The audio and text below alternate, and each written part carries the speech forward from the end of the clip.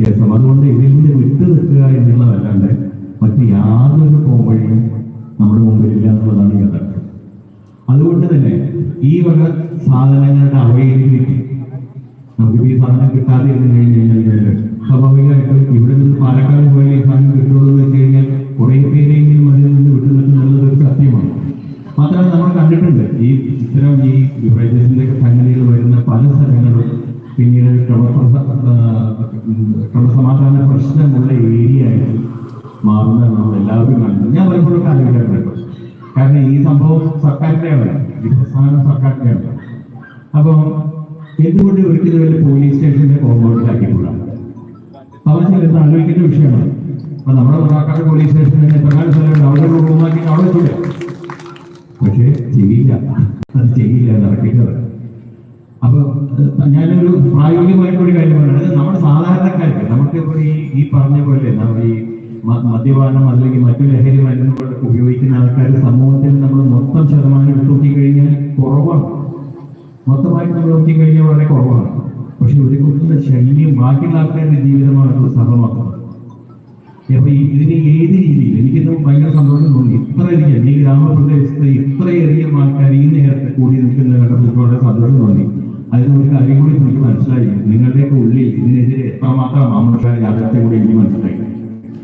നമ്മള് ഒരുമിച്ച് നിന്ന് പോരാടി കഴിഞ്ഞാൽ ഇതിലെല്ലാം ഇതിനേക്കാളും വലിയ സൂര്യനസ്തമിക്കാത്ത സാമ്രാജ്യത്തിന്റെ ആയിരുന്ന ബ്രിട്ടീഷുകാര് നമ്മുടെ നാട്ടിൽ നിന്ന് ഓടിച്ചത് വെടികൊണ്ടോ വാളുകൊണ്ട് വെട്ടിയിട്ടോ വെടികൊണ്ടോ അല്ലെങ്കിൽ ബോംബ് വെച്ചിട്ടൊന്നുമല്ല.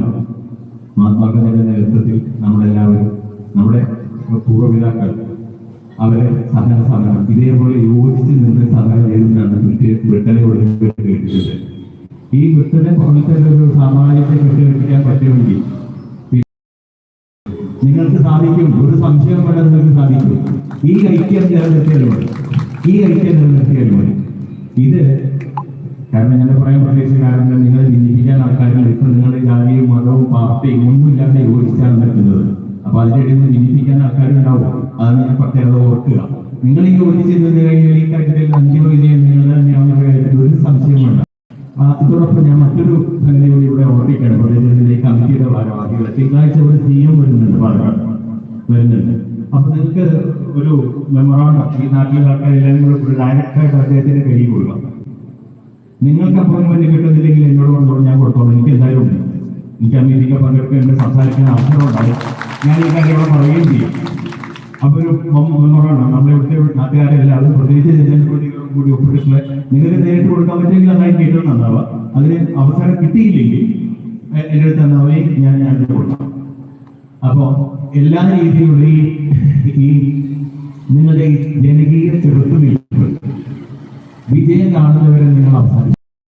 കാരണം ഇത് നിങ്ങളുടെ ഓരോരുത്തരുടെയും പ്രശ്നമാണ്, ഓരോ വീടിന്റെയും പ്രശ്നമാണ്, നിങ്ങളുടെ ഭാവി തലമുറയുടെ പ്രശ്നമാണ്.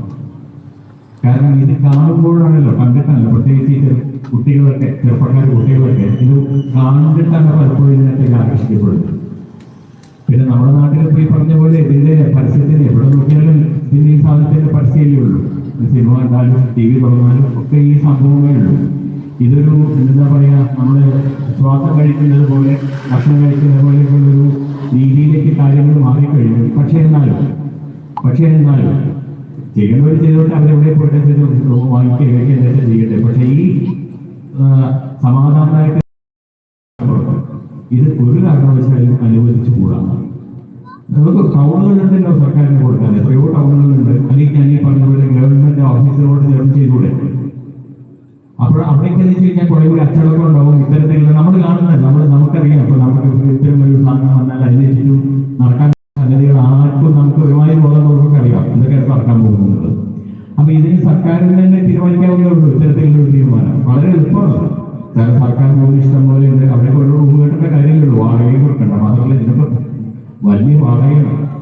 ശരി പറഞ്ഞു കഴിഞ്ഞാൽ ഇത്തരം കെട്ടിടങ്ങൾ വാടക കൊടുക്കുന്ന ആൾക്കാർക്ക് വലിയ ഈ ബിൽഡിംഗ് ഓണർക്ക് ഒരു ബുദ്ധി തോന്നാനുള്ള കാരണം സാധാരണ നമ്മളൊരു ഹോട്ടലിലോ ഒരു കടയോ കൊടുക്കുന്ന വാടക ഇതിലാണ് മിക്കവാറും കിട്ടുന്നത്, അതായിരിക്കാം എന്തായാലും. പക്ഷേ ഒരു നാട്ടിലെ ജനങ്ങൾ ഒന്നടങ്കം നിന്നുകൊണ്ടേ ഇരുത്താൽ ഒരു കാര്യവും വിജയിക്കില്ല.